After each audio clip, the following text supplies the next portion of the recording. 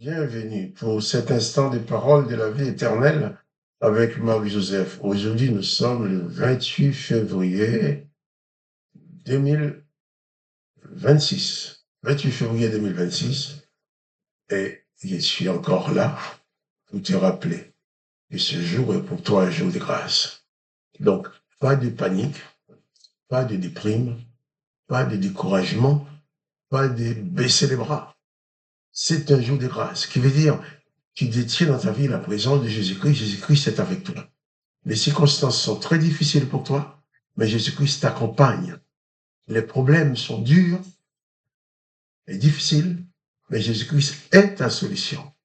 Je ne sais pas d'où va venir la solution, mais lui, il sait comment tu vas t'en sortir. Alors, pas de panique. C'est un jour de grâce, un jour de bénédiction.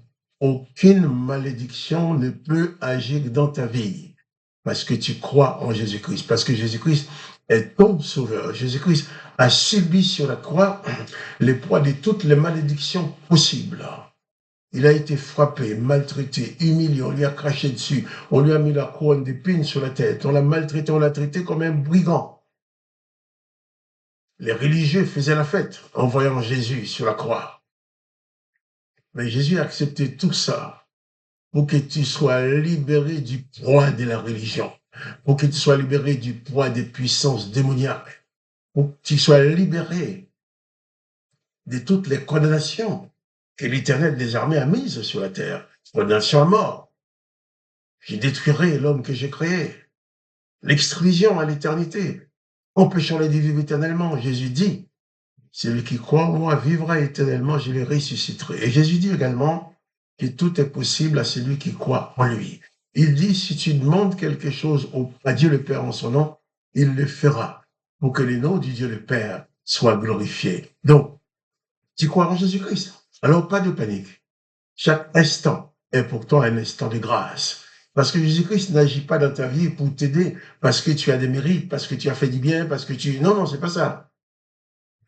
Dans la grâce de Jésus-Christ, il n'y a aucune notion de mérite. On va te dire, oui, mais tu as fait une méchanceté, tu as fait quelque chose de mal. Si tu viens à Jésus-Christ, tu réponds, tu demandes pardon à Jésus-Christ, tu demandes pardon à Dieu dans le nom de Jésus-Christ. Jésus-Christ va t'accueillir dans ses bras ouverts. Il ne va jamais te repousser. Peut-être tu vas dire, oh, je ne mérite pas telle chose parce que je reconnais que j'ai fait quelque chose de mal. Non. Tu fais du mal. Viens à Jésus-Christ. Il te fait grâce. C'est un jour de grâce pour toi. Cesse de te culpabiliser par rapport à tes erreurs passées. Dépose-les seulement au pied de la croix de Jésus-Christ, au pied de Jésus-Christ. Et tu en seras complètement délivré. Et la grâce de Jésus-Christ va pénétrer ta vie, va rétablir la paix en toi. Et tu continueras à te faire confiance. Tu cesseras de baisser la tête. Personne n'a le droit de t'humilier, de t'abaisser. Puisque Jésus-Christ est dans ta vie, il est Dieu de la grâce. Mais aussi, n'oublie pas, si toi, tu demeures dans la grâce de Jésus-Christ, cette grâce qui te sauve, qui te conduit, qui te délivre, qui te libère, cette grâce qui apporte la paix dans ton cœur, tu dois aussi faire grâce aux autres. Tu as été pardonné. Jésus-Christ a dit, pardonnez-vous les uns les autres comme Dieu vous a pardonné. Donc, la grâce que tu as reçue, tu vas en donner aux autres. Tu vas faire grâce à ceux qui te font du mal.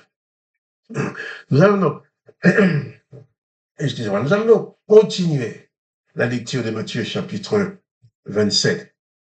Hier, nous avons lu le comportement des religieux face à Jésus-Christ sur la croix. Nous avons lu au verset 41, les principaux sacrificateurs, les scribes et les anciens se moquaient aussi de lui. Tous les chefs, tous les principaux du pays, sacrificateurs, scribes, les anciens, se moquaient de lui en disant, il a sauvé les autres, il ne peut se sauver lui-même. Si le roi d'Israël qu'il descende de la croix, nous croirons en lui. Il s'est confié à Dieu, que Dieu le délivre. Maintenant, s'il l'aime, quand il a dit, je suis le Fils de Dieu. Il y a le comportement des religieux des serviteurs de l'Éternel, des représentants de la loi, qui étaient contents de massacrer Jésus. Ils faisaient la fête, ils se moquaient de lui. Et il y avait aussi d'autres personnes qui étaient présentes. Il y a les passants qui l'injuriaient, il y a les religieux qui étaient sur place en faisant la fête. De voir Jésus sur la croix, au moins ils étaient débarrassés de celui qui proclamait la paix, qui proclamait le pardon, de celui qui proclamait la grâce, qui proclamait la grâce pour tout le monde. Les sacrificateurs, les religieux s'en étaient débarrassés. Ils étaient contents, ils se moquaient de lui.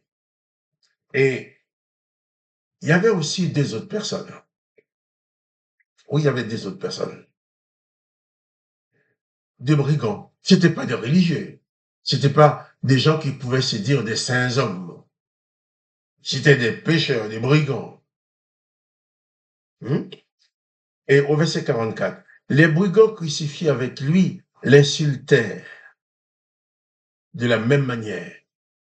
Les brigands aussi l'insultèrent. Les religieux l'insultent, les passants l'insultent, les brigands l'insultent. Les brigands sont en train de mourir sur la croix, mais ils insultent Jésus-Christ qui est crucifié en même temps qu'eux. Comprenons bien. Jésus-Christ a subi toutes les douleurs, toutes les souffrances, toutes les humiliations qui peuvent être infligées. Il a pris tout ça à ta place pour que toi, tu en sois libéré aujourd'hui. Ton salut que tu as reçu par grâce a coûté cher à Jésus-Christ. Beaucoup de souffrance, mais il l'a accepté par amour pour toi, par amour pour moi. C'est pour ça aujourd'hui, nous pouvons être enfants de Dieu le Père, comme il nous a donné l'autorisation de l'être. À ceux qui croient en lui, il a donné le pouvoir de devenir enfants de Dieu. Au verset 45, Matthieu 27, 45, depuis la 6e heure jusqu'à la 9e, il y eut des ténèbres sur toute la terre. Et oui, on a voulu tuer la lumière. On a voulu détruire la lumière. Jésus-Christ qui dit, je suis la lumière du monde. Même le soleil a participé pour dire son mécontentement, tandis que les autres se réjouissaient. Depuis la 6e heure, ça veut dire midi. À midi, la 6e heure, jusqu'à la 9e heure, pendant 3 heures, de midi à 15 heures, il a eu des ténèbres sur toute la terre. Il y a eu des ténèbres sur toute la terre. Et vers la 9e heure, Jésus s'écria d'une voix forte, Éloi, Éloi, lama sabachthani. Et là, ces versets-là, nous en parlerons demain, Dieu voulant. Il y a beaucoup de choses à comprendre dedans. Ces religieux, qui, tout en étant des religieux, étaient des hommes des ténèbres en réalité, puisqu'ils ne voulaient pas reconnaître la lumière, ils voulaient détruire la lumière. Sauf, face aux ténèbres, la lumière est indestructible. Si tu as dans ta vie la lumière de la présence de Jésus-Christ, aucun ténèbre ne peut envahir ta vie. Ils se réjouissent de voir Jésus sur la croix, de voir celui qui dit « Je suis la lumière du monde », de voir celui qui guérit les malades, qui sauve les autres. C'est lui qui a pu leur dire « Je vous mets en défi, hein, est-ce qu'il y a quelqu'un de vous qui peut me prouver qu'un jour j'ai fait quelque chose de mal ?» Tous ils ont trouvé à dire « Ah oui, tu as dit, tu détruiras les temples et tu les rebâtiras en 3 jours. » Et c'est ce qui est en train de se passer là maintenant. Réalise bien que Jésus a souffert pour toi et pour moi. Il a payé le prix de nos péchés, il a payé le prix de la condamnation qui était sur nos têtes, il nous en a délivrés. Ne permets à personne de te placer sous la condamnation. Ne permets à personne de te dire que tu as péché, il faut aller faire pénitence. Jésus-Christ n'a jamais demandé aux gens d'aller se punir pour être pardonné. Jésus-Christ fait grâce, tu as péché. Présente-toi devant Dieu dans le nom de Jésus-Christ. La grâce est disponible pour toi.